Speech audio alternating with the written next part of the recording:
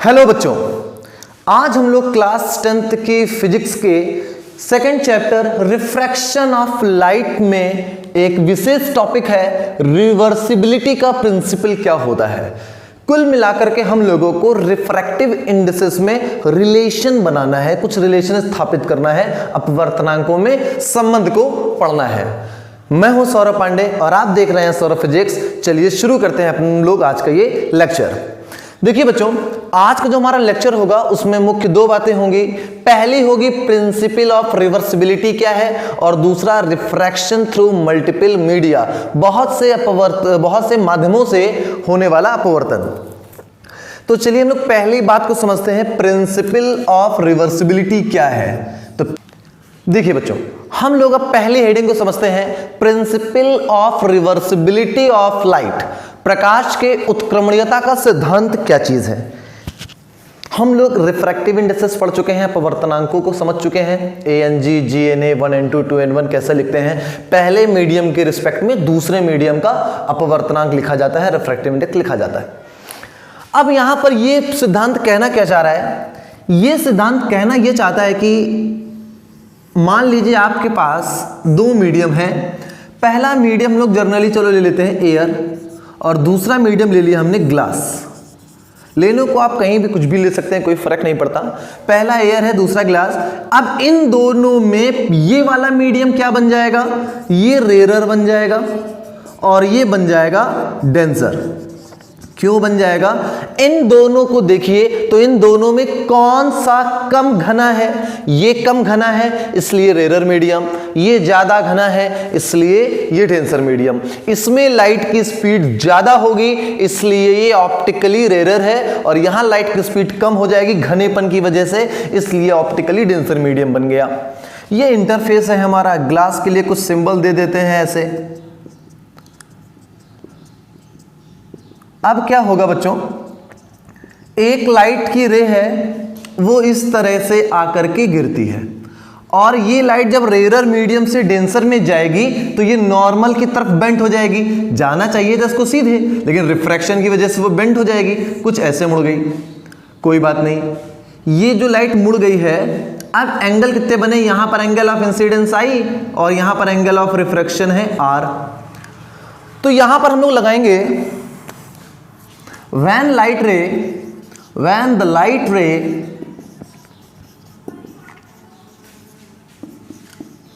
passes from air to denser, air to glass, जब light हमारी air से glass में जाती है तब यूजिंग स्नेल्स लॉ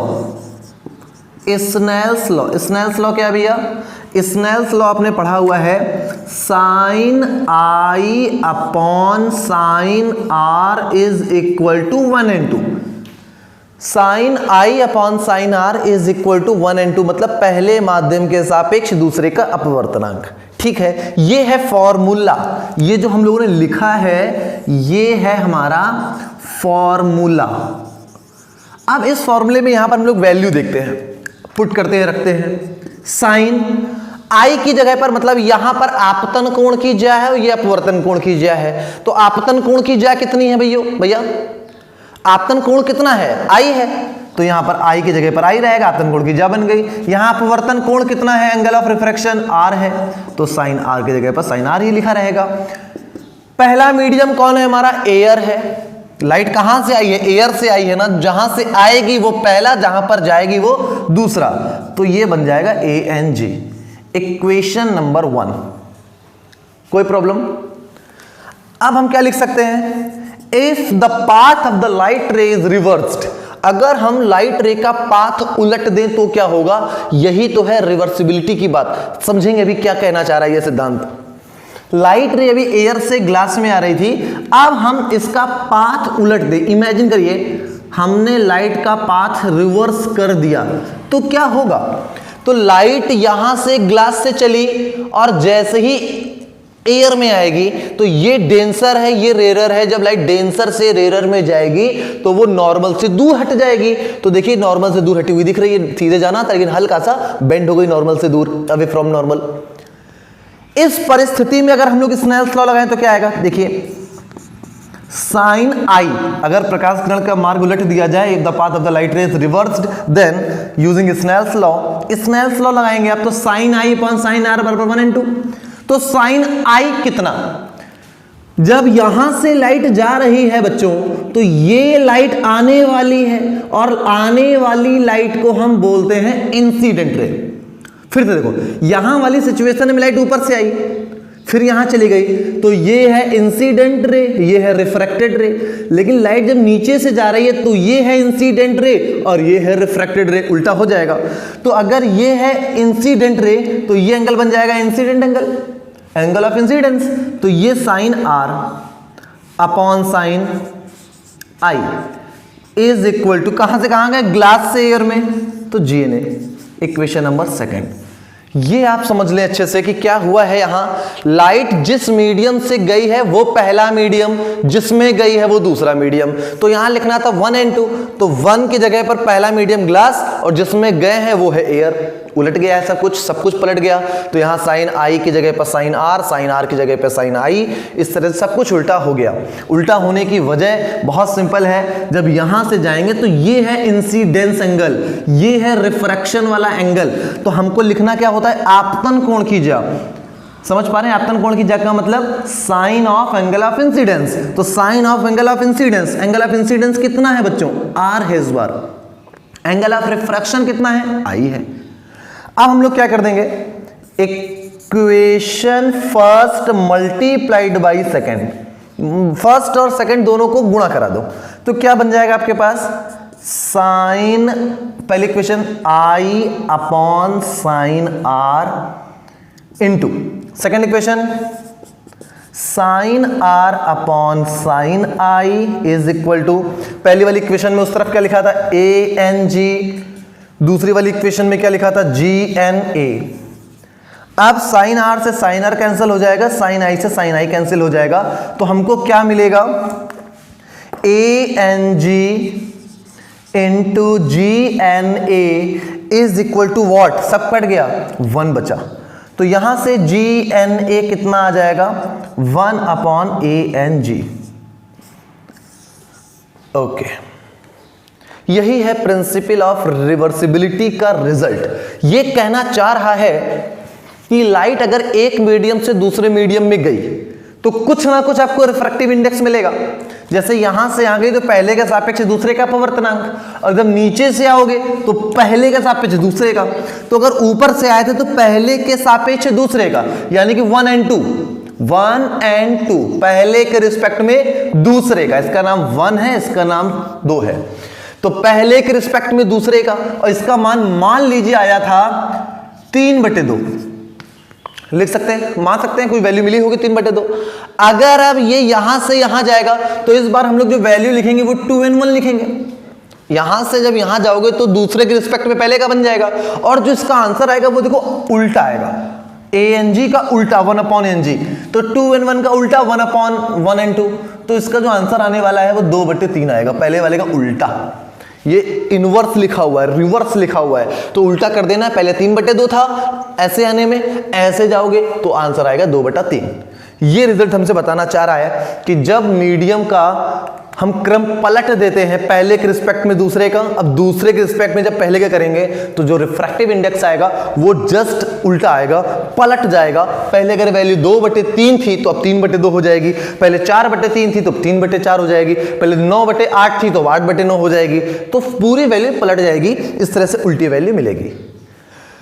तो ये हो गया हमारा प्रिंसिपल ऑफ रिवर्सिबिलिटी। बहुत सिंपल था, पहले मीडियम से दूसरे मीडियम में गए, स्नेल्स लॉ लगा लिया, फिर दूसरे से पहले में गए तो फिर से स्नेल्स लॉ लगा लिया, फिर दोनों इक्वेशन का मल्टीप्लाई कराया, और मल्टीप्लाई कराने पर हमको ये रिजल्ट मिलता है, और ये बताता है कि आंसर जो आएगा वो पलट करके आएगा पहले वाले का। पहले अगर 3/2 मिल रहा था ऊपर तो नीचे में, तो नीचे से ऊपर में आपको 2/3 ही मिलेगा। अब हम बात करते हैं रिफ्रैक्शन थ्रू मल्टीपल मीडिया की। चलिए देखते हैं इसको।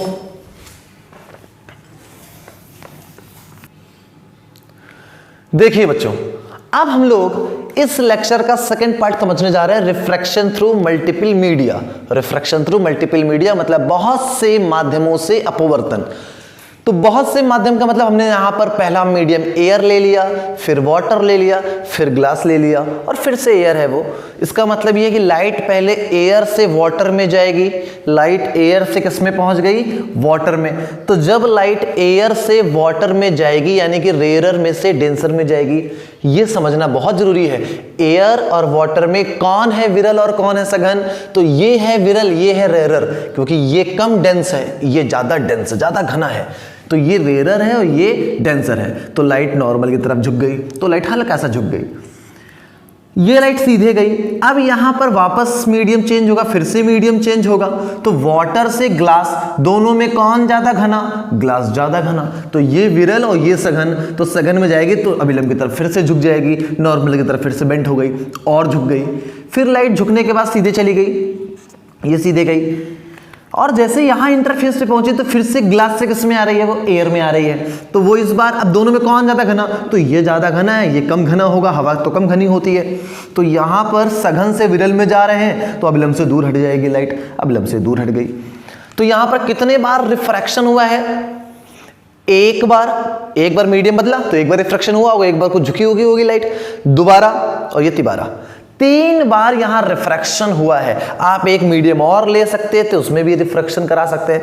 तो ये कोई इशू नहीं है कि आप कितने मीडियम ले, जितनी मर्जी हो उतने ले ले। तो हमने यहां 3 बार रिफ्रैक्शन देख लिया है, बस यही मल्टीपल हो गया, बहुत हो गए, 3 से ही हम लोग समझ जाएंगे बातों को। तो फिगर कैसे बना है समझ गए आप। लाइट आई थी, रेयर से डेंसर में गई तो झुक गई, फिर यहां और झुक गई, फिर यहां पर दूर हट गई, क्योंकि इस बार हम लोग रेयर में चले गए डेंसर से, तो अभिलंब से दूर हट गए। ये है एंगल ऑफ इंसिडेंस, ये है एंगल ऑफ रिफ्रैक्शन, इसको I1 मान लिया, इसको R1 मान लिया। I1 R1 1 क्यों बोला, क्योंकि बहुत सारे एंगल हमको लेने पड़ेंगे, तो पहली बार लिया है तो 1 लगा दिया। अब क्या होगा, जब लाइट इस वाले मीडियम में आएगी तो जितना एंगल ये उतना एंगल ये, अल्टरनेट एंगल है, ये एकांतर कोण है, तो R1 तो ये भी R1। अब जब लाइट इस मीडियम में गई तो फिर झुक गई, तो यहां पर एंगल कुछ चेंज हो गया, हमने मान लिया R2। अब यहां R2 तो ये भी R2, क्योंकि यहां पर तो लाइट सीधी है ना, इतने मीडियम में देखोगे तो लाइट सीधी है, तो ये R2 ये भी R2। अब ये लाइट दूर हट गई तो फिर से एंगल कितना, अब देखो एयर में जब थे तो एंगल कितना था I1, वापस लाइट एयर में ही पहुंचेगी तो फिर से एंगल I1 ही मिलेगा। रीजन आप ये जानते हैं, जब लाइट का मीडियम चेंज होता है तो उसकी स्पीड बदल जाती है, उसका रास्ता बदल जाता है, और जैसे ही वो वापस उस मीडियम में आती है, अभी प्रिंसिपल ऑफ रिवर्सिबिलिटी में देखा, तो उसी पथ पर फिर से चलने लगती है, उसी रास्ते पे, उसी डायरेक्शन पे, उसी स्पीड से चलने लगेगी। तो जिस डायरेक्शन में लाइट जा रही थी फिर से वो उसी डायरेक्शन में चलने लगेगी, एंगल कितना आ जाएगा I1। हाँ, रास्ता थोड़ा सा उसका चेंज हो चुका है, क्योंकि पहले का जो रास्ता अगर आप ध्यान से देखें तो पहले रास्ता उसका ये था, अगर किसी मीडियम में नहीं जाती लाइट तो इस रास्ते से होते हुए निकल जाती, लेकिन अब इतने बार रिफ्रैक्शन हो गया है 2-3 बार, इस वजह से लाइट अब इस मीडियम में जा रही, इस रास्ते से जा रही है। तो इस रास्ते से लाइट इस रास्ते पर शिफ्ट कर गई, इसको बोलते हैं लैटरल शिफ्ट। जितना ये शिफ्ट करा है, रास्ता डायरेक्शन वही है, बस रास्ता यहां से उठ के यहां पर आ चुका है फाइनली, इसको बोलते हैं पार्श्विक विस्थापन, लैटरल शिफ्ट। ये आपके सिलेबस में नहीं है क्लास 10th में, ये क्लास 12th में और JEE के कोर्सेज में है, तो आप अभी नहीं सीख सकते कि कैसे कैलकुलेट करते हैं, कैसे निकालते हैं, तो उसको भी करते हैं। हम लोगों को जो यहां पर समझना है रिजल्ट, उसकी बात करें। जब लाइट एयर से वाटर में गई तो क्या हुआ देख लें, फिर लाइट वाटर से ग्लास में गई तो क्या हुआ, फिर जब ग्लास से एयर में गई तो क्या हुआ, बस उसके बाद हमारा सॉल्व हो जाएगा। तो सबसे पहले लिखा हुआ है when light ray passing through air to water, जब लाइट एयर से वाटर में गुजर रही है, एयर से वाटर में जा रही है, यानी कि एयर टू वाटर, तो स्नेल्स लॉ क्या होगा, sin I अपॉन sin R is equal to 1 and 2, पहले के रिस्पेक्ट में दूसरे का अपवर्तनांक, रिफ्रैक्टिव इंडेक्स। तो I कितना है भैया, I का मान I1 और R का मान R1, तो I की जगह I1, R की जगह पर R1। ओके, एयर से कहां गए, वाटर में, तो पहला मीडियम एयर, दूसरा मीडियम वाटर, तो एयर से वाटर, इक्वेशन 1। अब हम लोगों ने क्या किया, लाइट गई है वाटर से ग्लास में, तो वाटर से ग्लास के लिए वही बात, सेम लाइन लिखनी है आपको, बस passing through air to water की जगह वाटर टू ग्लास, तो water to glass, same Snell's law use किया। आई की जगह पर देखो, अब आप वाटर से ग्लास के लिए देखो, ये होगा I, ये होगा R, तो I का मान R1 माना है और इसका मान R2, तो I1 की जगह R1 और R की जगह पर R2। ये समझना बड़ा जरूरी है बच्चों। ये है एंगल ऑफ इंसिडेंस, ये है एंगल ऑफ रिफ्रैक्शन, तो I की जगह पर R1 आएगा और R की जगह पर R2 आ जाएगा। फिर 1 and 2 की जगह पर क्या आएगा, W से ग्लास में, तो वाटर के रिस्पेक्ट में ग्लास का पहले के सापेक्ष दूसरे का। Equation number second. अब थर्ड वाला भी समझ जाएंगे आप, यहां से जब यहां पर जाएंगे तो स्नेल्स लॉ, I कितना, इस बार I का मान है यहां पर R2 और R का मान है I1, ये आपतन ये अपवर्तन, तो R2 I1। GNA तो ग्लास से किसमें गए, एयर में, GNA। Equation number third. अब हमने equation 1, equation second, equation third तीनों को मल्टीप्लाई करा दिया। पहले सबके लेफ्ट हैंड साइड मल्टीप्लाई कराए, फिर सबके राइट हैंड साइड मल्टीप्लाई करा दिया। ये वाला साइड जो साइन वाला है वो सभी कट जाएंगे, R1 से R1 गया, R2 से R2 गया, I1 से I1 वाले टर्म चले गए। ये जो लाइन लिखी हुई थी वो पूरी लिख दिया, बराबर में 1 बचा। फिर GNA को नीचे भेज दिया 1/GNA। और अभी आप प्रिंसिपल ऑफ रिवर्सिबिलिटी में क्या समझे कि जब मीडियम का क्रम बदल जाए, ग्लास से एयर या एयर से ग्लास कर दे तो क्या होगा, अपवर्तनांक पलट जाएगा। तो 1/GNA लिखा है तो उसका मान ANG के बराबर आएगा। 1/GNA इज इक्वल टू क्या है, ANG तो रहेगा ना। अगर मीडियम का हमने ऑर्डर चेंज किया तो हमारी वैल्यू पलट जाएगी। अगर ये है 1/2 तो इसका आंसर केवल 2 ही आएगा, पलट करके आएगा। समझ पा रहे हैं बात को। अभी हमने फॉर्मूला भी यही देखा था, तो फॉर्मूले से भी समझ लिया, फॉर्मूला लिख दिया 1/GNA के मान ANG। ANW को नीचे भेज दिया तो WNG मिल गया।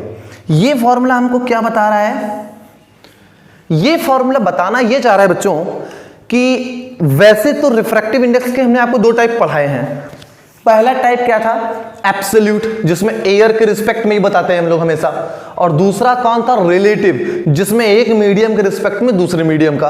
तो ये हमको देखिए ध्यान से, ये रिलेटिव वाला है, सापेक्ष वाला है, जिसमें एयर नहीं आ रही और यहां पर एयर आ रही है।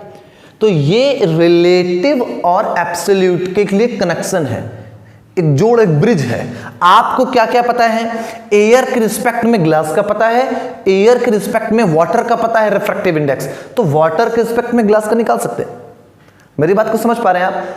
अगर वाटर से ग्लास में लाइट जाएगी और इसका रिफ्रैक्टिव इंडेक्स चाहिए तो हम क्या करें, इसका हमको पता होना चाहिए एयर के रिस्पेक्ट में, इसका भी पता होना चाहिए एयर के रिस्पेक्ट में, तो इसके रिस्पेक्ट में इसका या इसके रिस्पेक्ट में इसका हम आसानी से निकाल सकते हैं इस फॉर्मूले से। ये फॉर्मूला याद होना चाहिए तो हम बहुत सारे न्यूमेरिकल्स को सॉल्व कर सकते हैं जो क्लास 10th के लेवल के होंगे। अभी हम आपको एक आधे न्यूमेरिकल बता देते हैं, समझ जाएंगे आप। तो टॉपिक समझ आ रहा है आपको। पहले इस मीडियम के लिए स्नेल्स लॉ लगाया, फिर इस मीडियम के लिए स्नेल्स लॉ लगाया, फिर इस मीडियम के लिए स्नेल्स लॉ लगाया, तीनों को मल्टीप्लाई कराया, हमारा आंसर आ गया। अब देख लेते हैं जरा एक आध न्यूमेरिकल कि कैसे सॉल्व किए जाते हैं इस फॉर्मूले से। देखिए बच्चों, इस फॉर्मूले पर बेस्ड हम एक न्यूमेरिकल आपको बताते हैं। मान लीजिए आपके पास कोई ग्लास है और आपके पास वाटर है, तो लाइट वाटर से ग्लास में जा रही है। तो जब लाइट वाटर से ग्लास में जा रही होगी तो आपको WNG चाहिए होगा, क्योंकि पहला मीडियम है, होगी हमारा दूसरा मीडियम है, तो पहले के रिस्पेक्ट में दूसरे का रिफ्रैक्टिव इंडेक्स चाहिए, WNG चाहिए। ठीक है, क्वेश्चन कैसे पूछेगा आपसे, क्वेश्चन कहेगा कि वाटर का एयर के रिस्पेक्ट में दे दिया रिफ्रैक्टिव इंडेक्स, ग्लास का भी एयर के रिस्पेक्ट में दे दिया, बताओ WNG कितना। तो वाटर का दे दिया ANW 4/3 और ग्लास का दे दिया ANG इज इक्वल टू 3/2, तो WNG बताओ कितना।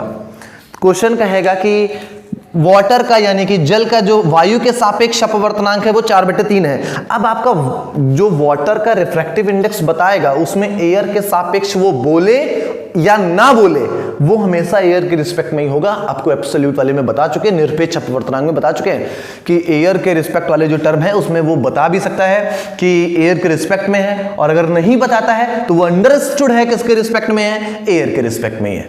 तो क्वेश्चन ऐसे भी बोल सकता है कि वाटर का रिफ्रैक्टिव इंडेक्स 4/3 है, तो वाटर का रिफ्रैक्टिव इंडेक्स 4/3 है, इसका मतलब ANW ही है, क्योंकि किसके रिस्पेक्ट में रहा होगा, एयर के रिस्पेक्ट में ही रहा होगा। और जब वो बोल दे कि जल का वायु के सापेक्ष अपवर्तनांक ये है तो फिर ANW है, कोई इशू नहीं है।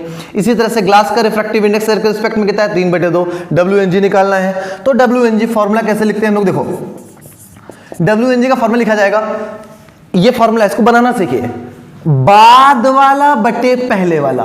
कैसे लिखेंगे हम लोग? बाद वाला बटे पहले वाला, दोनों के दोनों वायु के सापेक्ष, दोनों के दोनों एयर के रिस्पेक्ट में।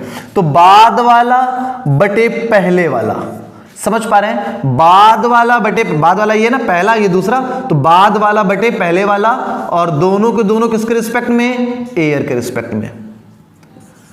ओके, तो ANG कितना है? 3/2 है, अपॉन में ANW कितना है? 4/3 है। तो इसका मल्टीप्लाई से, इसका मल्टीप्लाई से, तो ये 9/8 आ जाएगा WNG। खत्म,